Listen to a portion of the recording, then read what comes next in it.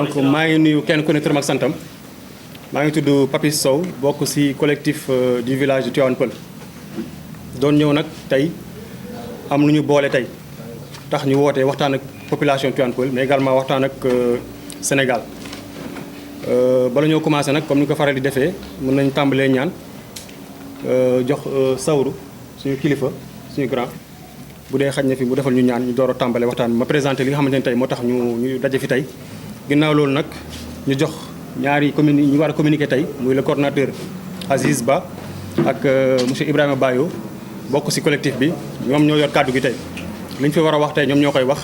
kenn ku ci nekk mën koo déglu kenn ku ci nekk mën see jëlee aussi njëriñ xam li nga xamante ne moo ñu fi indi tey. ñu doon dagg filao yi population Tivaouane Peulh dem fa la jeunesse de Tivaouane Peulh def déplacement dem foofu fekk ay nit yu dagg ñu arrêté liggéey yi ne leen lu ngeen di dagg ñu gis ne ki doon dagg yor na autorisation de coupe d'arbre ñu xam ne kon lii c'est du sérieux gars yi jóg def ay investigation wër bi ñu wëree si lañ xam ne am na décret bu ñu woowee PUD muy plan d'urbanisme de détail décret boobu nag collectif bi jàngat ko xool ko teg ko sur la table woo waa dëkk bi yëpp parce que nag bi fa jeunes yi di dem collectif amul woon sax dañu fa dem ba jógee fa ñu ne kon nañu woote collectif boole suñu doole mu nekk benn pour li nga xamante ne moo fi xew si biir filao yi ñu mën koo xeex si biir loolu ci la gars yi daje bépp structure bu nekk Tivaouane Peulh ay mag yor ko wala ay xale yor ko ñu boole doole mu nekk benn si biir collectif bi tey mën nañu ne jeunesse baa ngi si biir ndax foyer de jeunes baa ngi fi mën nañu ne ASC yaa ngi si biir représentant ASC yi mi ngi fi toog mën nañu kilifa yaa ngi si biir ndax conseillers yi ñu ngi si biir conseillers municipaux yi également chef de village mi ngi si imam mi ngi si structure yëpp si gàttal ak délégué de quartier yi kenn ku si nekk am nga représentant si biir collectif bi si loolu la liggéey bi commencé waxtaan jotee nag ñu ne booy xeex da nga xam ni xeex lan la ñu jël décret bi PUD bi teg ko si la table étudier ko nag ñu ko étudier ñu xam ne kat état moo déclassé forêt bi depuis le 5 avril 2023 déclassé ko pare non seulement da koo déclassé mais dafa am ay mbir yu mu si programmé si biir zone boobu zone bi ñu xam nañ ko moo nekk diggante bon li ñuy déclassé yëpp mën nañ ne 826 hectares la lu dalee Yëmbal Nord ba Malika ba Tivaouane Peulh mais li ñu soxal ñun mooy li nekk si biir Tivaouane Peulh nekk si filaawu Tivaouane Peulh yi mu nekk espace bu yaatu si biir loolu ñu xool décret bi ne benn partie bi si li mu déclassé da koy classé waat pour def ay bande de filao protéger géej avancée maritime bi ñu koy domaine public maritime voilà ñu mën koo protéger beneen wàll bi ñu xaaj ko en 3 parties ñu jël li nga xamante ne mooy 49% ne habitat la dëkkuwaay la pour nit ñi ñu jël beneen partie 27% ne lii voirie la ak réseau divers ñu jël beneen partie 23% ñu ne lii équipement la ku ne équipement nag wax lu ñu soxla muy jeunesse soxla na ko muy sécurité muy gendarmerie muy poste de santé lu mu mënti doon équipement la loolu mais ñun bi ñu toogee ak collectif ak mbooloo bi ñu ne lii rafetlu nañ ko ndax ku wax dëkk waaye ñu loolu baax na te nag si biir décret bi dafa am lu ñuy woowee rapport de présentation mooy li waral décret bi am li tax état bi xalaat ne décret bi war na mën a am fii ba lal ko ba lal programme boobu yëpp si biir rapport boo ko liggéey dañoo ne Tivaouane Peulh dafa am lu ñuy woowee benn forte urbanisation maanaam màggaay bi dafa gaaw dëkk bi xat na ñu toxu si ñu ngi ñëw dëkk baa ngi màgg macha allah si màgg boobu nag état bi ne te filao yi nekk foofu atteindre nañ seen durée de vie daanaka filao yooyu seen dund jeex na ñu ne ko nañu ko dindi organiser waat ko defar ko ñu ne kon loolu c'est à saluer collectif bi saluer loolu ba mu baax mais nag bu ñu ñëwee ba si biir xam ne am na 49% bu ñu war a habiter ñu xool plan yi gis ne génnee nañu ay parcelles foofu si biir 49% habitation yi ay parcelles yu 500 mètres carrés yenn yi 1000 mètres carrés parcelles yu bëri si lim mën nañu ko estimer à environ 580 quelques parcelles si biir loolu nag bi dafay investigation ñu jàpp ne parcelles yooyu commencé nañu ko attribuer sax ndax ki doon dagg garab yi ba gars yi dem taxaw ba gars yi dem arrêté ko boo xoolee autorisation bi dañu see def autorisation de coupe d'arbre pour jël parcelles yooyu jox ko si attributaire mais ñun ñu ne attributaire ñan la ñan ñoo ko moom bañ koy attribuer si biir combat bi ñu impliqué municipalité bi parce que nag ñoom ñoo yor information yenn yi ñoo ko war a yor war see taxaw si combat yu mel noonu mais amu si kenn koo xamante ne xëy na si mairie bi wax nañu loo xamante ne mën nañu koo dégg si attributaires yooyu ñan la ñu jug dafay investigation ànd ak mbooloo bi ànd ak dëkk bi ndax fu ñuy dem tamit si investigation mun naan dëkk bi la ñu àndal ndax boo ànd ak chef de village ànd ak imam ànd ak foyer des jeunes ànd ak ASC yi mën ngeen ànd nga ak ñëpp si lañ commencé nag dem def ay mbir yu bëri dem si autorité yëpp xëy na ñu yor kàddu gi ñoom dinañ ñëwaat si loolu mais damay wax nii rek pour ñi fi nekk mën a xam combat bi lan la ñu ne woon nag ñun si biir ZAC boobu ñu koy woowee ZAC espace boobu Tivaouane Peulh ñoo fa gën a yey ndax Tivaouane Peulh xat na te ñoom ñoo tax ñu def décret bi quelque part kon balaa kenn di am sa parcelles yooyu waa Tivaouane Peulh si war a gis seen bopp ñu ne kat lii Tivaouane Peulh moo ko moom jox ko waa Tivaouane Peulh ñoom ñu xool ñoom naka lañu koy séddowee seen biir wala naka lañu koy organiser ndax seen suuf la nag gën a jege gën a yey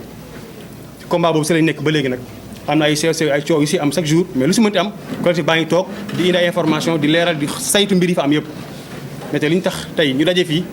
mooy jox ñi nga xam ne ñoo war yor kàddu gi ñoom ñu wax tey lan la collectif du village di réclamer tey lan lañu bëgg. asalaamaaleykum wa rahmatullah ñu ngi nuyu ñi fi teew ñëpp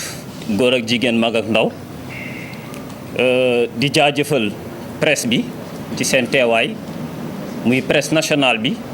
comme presse locale bi donc di jaajëfal aussi di rafetlu teewaayu autorité yi ak teewaayu kuréel yi nga xamante ne ñoom ŋànk collectif bi yëpp kuréel yi ak autorité yi nga xamante ne ñu ngi nekk ci village bi bokk ci collectif bi di ci tàmbalee chef du village ak imam ratib vraiment ñu ngi rafetlu bu baax a baax seen bokk ci collectif bi délégué de quartier yi am nañ fi représentant ñoom tamit ñu ngi rafetlu seen bokk ci collectif bi parce que am nañ ci solo conseillers municipaux yi aussi ñoom ñu ngi fi aussi seen représentant yi représentant AIC yi tamit mu ngi fi représentant foyer des jeunes bi aussi mu ngi fi ak képp koo xamante ne bokk nga ci collectif bi tey ñu ngi rafetlu sa bokk ci collectif bi benn waaye itam ñu ngi rafetlu sa teewaay fii ci jotaay bii tey nag damay jël kàddu gannaaw sunu coordonnateur bi mu jëlee kàddu jàllale bataaxal bi ci kàllaamay français kàllaamay nasaraan man nag ñu sas ma naa jàllale message bi ci kàllaamay wolof ngeen jéggal ma nag du ma wolof bon xam naa nu ma waxee rek ngeen déggee ko noonu donc tey liñ fi dajale dafa nekk injustice yoo xamante ne Tivaouane Peulh daf koy yàgg jànkonteel muy problème foncier te li ko teg doomu Tivaouane Peulh yépp lu ci bëri ci bitti lay jóge ñëw ànd ceeg ay autorités yoo xamante ne ñu ngi ci état bi ñu jàppale leen ci ñu ñëw dal ci kaw Tivaouane Peulh tey nag doomu Tivaouane Peulh ñoo taxaw ne loolu day dakk jot na bu dakk te fii lay dakk tey nag dafa am bu spécifique maanaam boo xamante ne moom moo gën a yees moom moo ñu fi tax a teew muy PUD comme ni ko sama naataangoo waxee sànq PUD nag nekk programme boo xamante ne état moo ko teg ndax président bi fi jóge muy le président Macky Sall moom moo xaatim benn décret le 5 avril 2023 décret boobu mu jël ci ñetti dogal bii njëkk moom mooy fi mu defoon forêt mu nekkoon ay filao mu ne da koy dindi dootul nekkati forêt muy beneen bi mu ne daf fay teg benn plan d'urbanisation ñetteel bi mu ne daf fay def benn ZAC bi mu siifee décret boobu ba pare dafa teg ay mbir yoo xamante ne nee na moom moo tax mu def décret boobu bi si njëkk nee na localité yi maanaam gox yi nga xamante ne ñoom ñoo wër littoral bi li ñuy màgg dafa gaaw ba dëkk yi fa mu toll nii dafa xat kon bu ñu nee dëkk yi wër littoral bi mais kenn du ci génnee Tivaouane Peulh ndax Tivaouane Peulh moom moo sës si littoral bi ndax forêt boobu ñu déclassé tey bañ koy jëmbat doomu Tivaouane Peulh si la ñu sukkandiku pour jëmbat ko ci toppatoo gi doomu Tivaouane Peulh la ñu sukkandiku pour ñu mën koy toppatoo ndax ba récemment ci lu yàggul dara ñëpp xam nañu koy Pa Ali Gala moom moo géré woon contrôle bi ak sunu yaay jooju ñuy wax Mulu Dieng kon ci ay doomu Tivaouane Peulh la ñu sukkandiku pour préserver li nga xamante ne moom mooy forêt boobu tey bu ñu nee dañ koy déclassé ndax dëkkuwaay yi dafa xat nañu dugg Tivaouane Peulh xool ndax dëkkuwaay bi xatul nañu dugg Tivaouane Peulh xool ndax dëkkuwaay bi xatul waxuma la sax infrastructure mais kër yi sax boo ci duggee dafa xat kon président bu ne dëkkuwaay dafa xat wax na dëgg beneen bi mu ne day bañ population bi comme dëkk bi xat na ñu dem foofu dëkkee fa mais dëkkee fa dëkkin boo xamante ne warul muy mauvaise urbanisation mu ne kon du ma xaar population bi dem dëkk ko man maa koy dem defar bu ma paree population bi ñëw dëkk donc projet boobu projet bu baax la mais naka lañ ko doxalee loolooy wax ci naka lañ doxalee projet bi. jot nañ ci ay xibaar ñu ne bi ñu defee ZAC bi ba pare séddale nañ ko ñan lañ ko séddale décret bi li mu wax leer na de waa dëkk waaye dañoo xat kon nañ leen defaral fee ñu dem dëkk fa ñoom ñu defar ko ba pare séddale ko ci ay kilifa yu nekk ci état bi loolu lañ jot comme xibaar dëgg la wala du dëgg du ñun ñoo koy gëstu du ñun ñoo koy saytu xam nga lan la ñuy wax état bi ñi fi nekk bees nañ ñu saytul loolu dinañ ci ñëw après. donc suñu daje bii dafa tënku ci loolu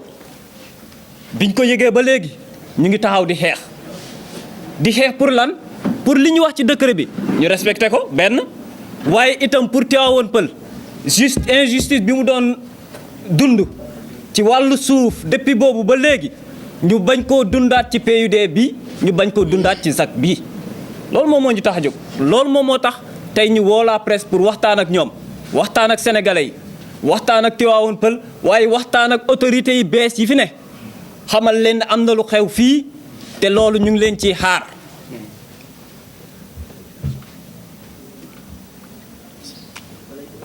maintenant comme dem nañ ba taxaw il faut ñu dem ci autorité waxtaan ak ñoom ci jamono jooja kon def nañ li ñu war a def ndax dem nañ ci gouverneur bi ñu demee ci gouverneur bu ngi nekkoon le 15 septembre 2023 ñu dem ci directeur des domaines ki nga xamante ne moo jiite domaine lu jëm ci wàllu suuf si ci état bi ñu ngi fa dem le 25 septembre 2023 ku ci nekk nag bu ma limee ba pare dinaa wax lan lañ fa jële ñu dem ci directeur de l'urbanisme le 3 novembre 2023 ñu dem ci président conseil économique social et environnemental ñaari aspect moo ñu ci amal solo muy social et environnemental te li ñuy wax nii c'est benn aspect social la kon il faut ñu dem fa le 17 décembre 2023 mais li ci gën a doy waar mooy autorité yooyu képp kuñ ci dem li mu ñuy njëkk a wax moom mooy li ngeen di xeex ni dëgg la ci yoon ngeen nekk ci dëgg ngeen nekk waaye li ci doy waar moom mooy gannaaw bi ñu waxee loolu ba pare ba léegi ñuy wax ak yéen nii amul dara lu ñu teg suñu loxo loo xamante ne mën nañ cee jàpp du ay réponse yu leer waaye itam du benn avancée ci li ñuy laaj ñun amul dara lu ñuy wax lu leer ba tax na collectif bi taxaw na ci turu Tivaouane Peulh mu ne ZAC bii du fi am lu may Tivaouane Peulh dañ ko rétablir ci ay droit maanaam dañ ko jox li mu moom parce que bu fekkee ay dëkkuwaay lañ koy def amul kenn ku ci gën a yey Tivaouane Peulh nag amul kenn ku ko ci gën a yey ndax gën a jege gën a yey ñun ñoo ko préserver ba mu toll fii am na ay jamono ñoo ñu koy xëccoo tey kuñ fi mayoon kër mbaa ñu may la fi tool sax nga ne bugguma kon tey duñ ko sàmm ba mu toll fi mu toll nii tey ñu ñëw di ko xëccoog ñun kon bu fekkee am na ku ko yeyoo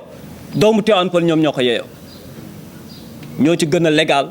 ñoo ci gën a légitime donc loolu ñu koy bàyyiloo xel autorités yi ba tax na PUD bi yaatu na ci sunuy gëstu gis nañ ne joxe nañ ci 12 titres fonciers fukki titres fonciers ak ñaar lañ ci joxe te benn ci titres fonciers yi rek def na 100 hectares waaw mais yow état bu mën a jox benn nit wala benn société 100 hectares benn laa la wax benn ci 12 yooyu 100 hectares mais population bi bu la laajee 44 hectares yenu na maanaa nga mën ko koo jox kon nag nañ ñu bàyyi xel ZAC bi la ñuy laaj la totalité 44 hectares ZAC bi la ñuy laaj bu fekkee dafa am lu ñuy jox ñeneen titres yi ñu fa jot a joxe doy na sëkk lu ñu war a joxe. beneen bi moom mooy même titres yi ñu fa joxe dinañ ko gëstu te tàmbali nañ ko ñu ngi koy gëstu ndax tamit titre dañ koy joxe mais ci ay anam dafa am lu yoon teg ne anam yii la ñuy joxe titre yëpp dinañ ko gëstu titre bu ci jaarul yoon borom dinañ ko fi génnee ci nii wala ci ne mooy benn. bépp titre boo xamante ne tamit gis nañ ne jaar na yoon lépp lu fay infrastructure yoo xamante ne war naa am dinañ ne ko teg ko fi comme la waaja waxoon waaja teg ko fi bu ko yóbbu. kon na leer donc yemuñ ci ZAC bi même titre yi dinañ ko gëstu mais nag ZAC bi moom lépp la ñuy laaj kenn du fi laal dara kenn du fi laal dara te loolu lépp lu mu laaj village bi dina ko def jiital ci collectif bi. lépp lu mu laaj dinañ ko def pour ZAC bi dellu ci loxoy Tivaouane Peulh incha allah. donc pour tënk fi may tënkee samay kàddu mooy di woo doomu Tivaouane Peulh yi ak structure bu mu mën a doon ñu man ko doon benn ndax xeex bi ñuy xeex bu diis la te ay borom daraja lañ ko séqal kon nag il faut ñu man koo doon benn. bu ñu mën ko woowee doon benn du ñu mën si ñun dara te lépp li ñu soxla dinañ ko am incha allah li bon rek moom mooy ñu dugg si suñu biir tasaare ñu loolu benn la. beneen bi aussi moom mooy gannaaw bu ñu mën ko nañu àndandoo ñun ñëpp taxawaay bi ñu war a taxaw bu ci kenn des gannaaw muy góor muy jigéen muy mag muy ndaw muy kilifa ak ku mu mën a doon ñun ñëpp nañu ànd futteeku taxaw.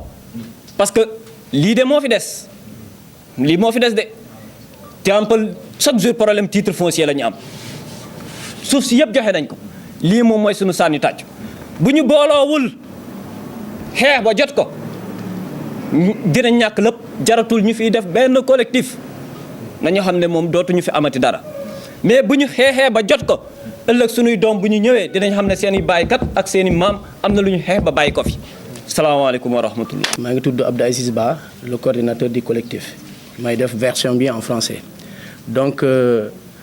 ginnaaw mu leen nuyu madame monsieur chers citoyens je voudrais à l'entame de mes propos de présenter au nom du collectif les salutations et les remerciements à l'ensemble des représentants des différentes entités du collectif ici présents donc à savoir la presse nationale, la presse locale, les autorités locales tels que le maire et ses adjoints, les représentants des différentes entités. Il s'agit le représentant du chef de village, le représentant de l'imam Ratib, le représentant des délégués de quartier, le représentant des conseillers municipaux, le représentant des ASC, le représentant du foyer des jeunes et l'ensemble, on appelle quoi, des membres du collectif. Donc, je prends la parole au nom du collectif afin de vous informer et de discuter d'une affaire qui nous concerne nous tous. Il s'agit de l'escandale foncier qui touche notre littoral, particulièrement le programme d'urbanisation détaillée qu'on appelle quoi, le PID à Tivaouane Peulh. Le littoral de Tivaouane Peulh, avec sa beauté naturelle, est l'un de nos trésors les plus précieux et il représente un lieu de ressourcement et de subsistance pour notre communauté depuis des générations. Maintenant, depuis le 5 avril 2023, le président de la République sortant, qu'on appelle M. Macky Sall, avait signé le décret numéro 2023-813 portant déclaration de la bande de Filao qui s'étend, tant pour moi, de la bande de Filao 6 à Yeumbeul Nord, Malika, Tivaouane Peulh, approuvant le PID. Appelé, donc le PID, tant pour moi, le PID composé de 2 ZAC, y compris la ZAC de Tivaouane Peulh, qui fait l'objet de cette déclaration. Et cette ZAC qui s'étend une superficie de 44 hectares environ. Ce décret de déclassement avait comme motif la forte croissance démographique de la population de la commune de Tivaouane Peulh-Niaga, la lutte contre les occupations anarchiques, source de bidonvillisation, le déficit d'infrastructures de base de cette commune. À cet effet, nous sommes réunis aujourd'hui dans un contexte où notre patrimoine naturel et notre héritage ancestral sont menacés par des pratiques qui ne servent que des intérêts égoïstes de quelques-uns au détriment de l'intérêt général de notre communauté dans son ensemble. Cependant, nous sommes confrontés à une réalité alarmante qu'on appelle quoi ici la spoliation de nos terres au profit d'individus sans scrupules qui cherchent à exploiter notre environnement à des fins personnelles. Maintenant, il est temps de lever le voile sur les pratiques frauduleuses qui ont gravement affecté le PID, telles que des terres précieuses qui ont été occupées illégalement par des autorités. Des titres fonciers ont été obtenus sans avoir respecté la procédure d'immatriculation. Des accords qui ont été manipulés dans l'ombre au niveau des services étatiques, tels que la direction des domaines et celle de l'urbanisme, etc. Ces scandales fonciers ne peuvent être plus ignorés. Il est temps pour nous, en tant que communauté unie, de prendre position et de défendre fermement nos droits et notre patrimoine. Nous ne pouvons pas permettre que nos terres soient dépossédées illégalement et injustement au profit des prédateurs fonciers, tels que les autorités étatiques, tapis dans l'ombre, des promoteurs immobiliers. Maintenant, dans le cadre de la recherche des solutions meilleures, le collectif a eu rencontré des autorités étatiques et locales compétentes à la question, à savoir les autorités locales, le maire, les adjoints au maire et le conseil municipal, le gouverneur de la région de Dakar, qu'on a rencontré le 15 septembre 2023, le directeur des domaines, le 25 septembre 2023, le directeur de l'urbanisme, le 3 novembre 2023, le président du Conseil économique, social et environnemental, le 17 décembre 2023. Mais jusqu'à présent, aucune suite favorable n'a été donnée à notre requête, qui est une demande sociale. Encore, j'ai dit une demande sociale. Le village de Tivaouane Peulh, confronté à une promiscuité indescriptible provoquée par une explosion démographique fulgurante, réclame la totalité de la ZAC du PID estimée à 44 hectares pour en faire une extension du village. Je dis encore, pour en faire une extension du village. Le village de Tivaouane Peulh, par le biais du collectif du village, ne ménagera aucun effort pour faire entendre sa voix et défendre les intérêts communs. Le collectif utilisera tous les moyens et les voies légaux pour faire valoir ses droits et procédera à la vérification de l'existence de tous ces titres qui sont dans la zone du PID. Aujourd'hui, nous demandons aux autorités nouvellement élues, ce qu'on appelle à ce nouveau régime, de mener une enquête approfondie sur les occupations, les transactions foncières douteuses et l'attribution des parcelles de la ZAC de Tivaouane Peulh à des individus inconnus. Mais aussi, nous exigerons que les responsabilités soient situées pour que le village de Tivaouane Peulh soit rétabli dans ses droits. En conclusion, je lance un appel à la solidarité et à l'unité de notre communauté dans cette lutte pour que la justice foncière soit rétablie. Ensemble, nous pouvons préserver, autant pour moi, notre patrimoine naturel pour les générations futures. Pour en terminer, j'en appelle en ce sens de l'engagement à cet amour de la patrie, pour qu'ensemble nous donnions main dans la main et qu'ensemble nous puissions relever tous ces défis importants. Tous ces enjeux nous concernent, nous tous. Je dis bien encore, nous tous, que nous avons cette localité et que nous avons cette opportunité inouïe aujourd'hui de pouvoir contribuer à la protection de nos terres et au développement de notre communauté. Je vous remercie et je vous écoute. Autant pour moi, je vous remercie de votre écoute et de votre engagement envers cette cause vitale pour notre village et pour notre avenir. Je dis encore vive Tivaouane Peulh et vive notre littoral préservé. Je remercie tout le monde. Merci.